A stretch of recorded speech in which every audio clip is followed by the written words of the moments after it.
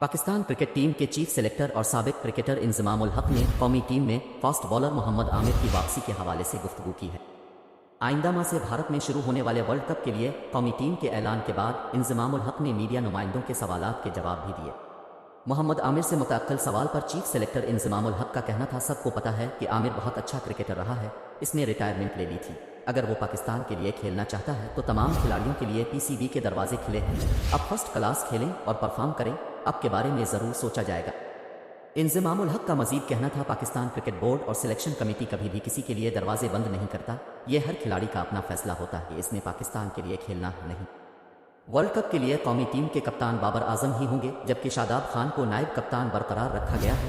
دیگر کھلاڑیوں میں محمد رضوان، امام الحق، شاہین آفریدی، فخر زمان، وسیم جونیئر، افتخار احمد، عبداللہ شفیق، سلمان علی آغا، سعود شکیل، حارث رؤف اور اسامہ میر شامل ہیں۔ محمد حارث، ابرار احمد اور زمان خان کو ورلڈ کپ کے لیے ریزرو کھلاڑیوں میں شامل کیا گیا ہے۔